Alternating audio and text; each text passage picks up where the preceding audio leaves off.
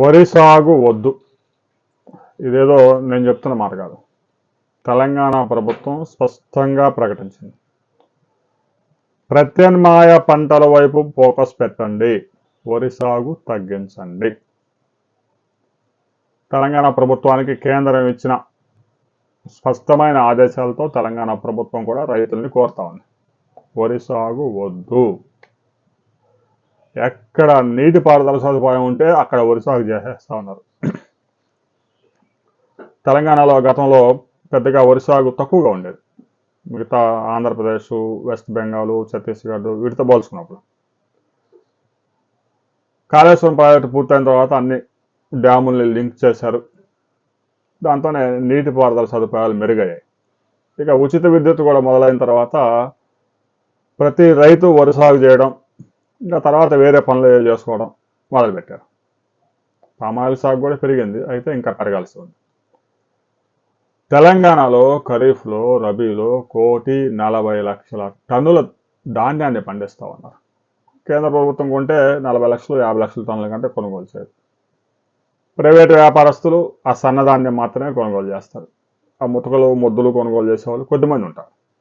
దీంతో రైతులు తీవ్ర ఇబ్బందులు, ధాన్యం అమ్మడానికి తీవ్ర ఇబ్బందులు. సహజంగా సన్నధాన్యం అయితే రైతు ఇంటి దగ్గర పెట్టినా కూడా వ్యాపారస్తులు ఎగబడి కొనుగోలు చేస్తూ ఉంటారు. ఎందుకంటే బియ్యం మార్కెట్లో 55 రూపాయల కేజీ సన్న బియ్యం. అలాంటిది రైతులు సన్నధాన్యం అమ్ముకోవడానికి కూడా తీవ్రమైన ఇబ్బందులు పడుతూ ఉన్నారు. ఇక తెలంగాణ ప్రభుత్వం సన్నధాన్యం సాగు చేసిన రైతులకు బోనస్ క్వింటాకు 500 ఇవ్వడంతో రైతులంతా పెద్ద ఎత్తున సన్నధాన్యాన్ని సాగు చేస్తూ ఉన్నారు. దీంతో వరి సాగు సంక్షోభంలో పడిపోయింది. పంట పండించడం కన్నా కూడా అమ్ముకోవడానికి రైతులు నానా పాటలు పడుతూ ఉన్నారు.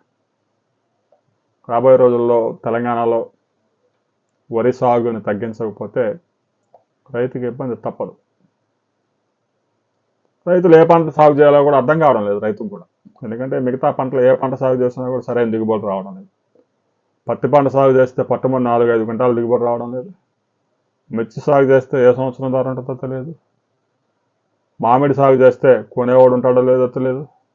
ఉల్లి సాగు చేస్తే కేజీ 2 రూపాయల ధర పతనం అయిపోయింది.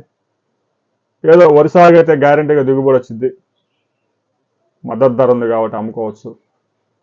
సాగు కూడా నాటేసేస్తే ఆ నేపాల్ వాళ్ళు, బీహార్ వాళ్ళు, ఛత్తీస్గఢ్ వాళ్ళు వచ్చి నాటేసిపోతారు. ఇక నీళ్లు పెట్టుకుంటే సరిపోద్ది.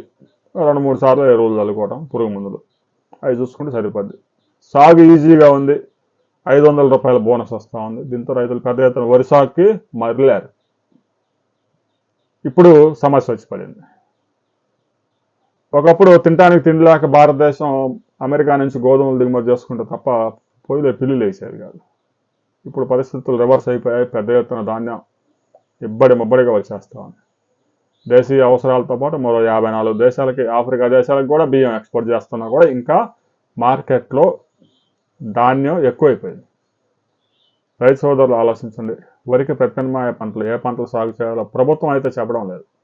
వరి సాగు తగ్గించనని చెప్తా ఉంది. ఆయిల్ పామ్ అయితే సాగు చేసుకుని గబాల దాంట్లో నుంచి దిగుబడులు రావు కాబట్టి రైతులు 4-5 సంవత్సరాలు వెయిట్ చేయాలి. ఇక రైతులంతా ఏ పంటలు వరి వదిలేసి ఏ పంట సాగు చేసుకోవడానికి అనుకూలంగా ఉందో ప్రతి రైతు కామెంట్ చేయండి. దీనికి సంబంధించి ప్రభుత్వం స్పష్టమైన ప్రకటన చేయాలి. వరి సాగు వదిలేస్తే రైతు ఏ పంట సాగు చేయాలో ప్రభుత్వం కూడా చెప్పాలి.